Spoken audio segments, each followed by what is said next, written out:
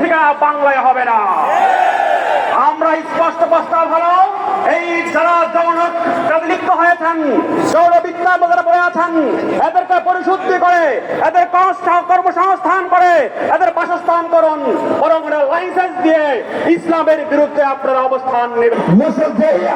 ক্ষমতার তুমি আজকে শহীদ রাজ্য কথা স্পষ্ট, তোমার পারমাণবিকের যোগ্য জননেতাকে আমরা জানি। ভারতের পারমাণবিক বিজ্ঞানী জননেতা হচ্ছে আমাদের মুসলমান এপিজে আব্দুল কালাম।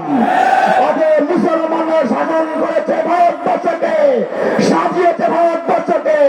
ভারতের কোন ব্যক্তিগত স্বার্থের জন্য, ধর্মের জন্য মুসলমানদেরকে নির্মূল করা সম্ভব হবে না।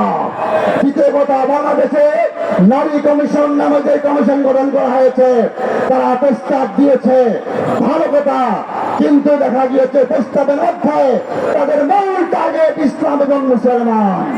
বাংলাদেশে নারী কমিশন গঠন করা হয়েছে যারা টিপ ওয়ালি নাস্তিক, তাদেরকে দিয়ে। আমরা বলতে চাই, বাংলাদেশ সরকারের প্রধানকে বাংলাদেশের মুসলমানদের সেন্টিমেন্ট আঘাত করে ক্ষমতায় হাসিনা টিকে থাকতে পারে নাই, আপনিও পারবেন না।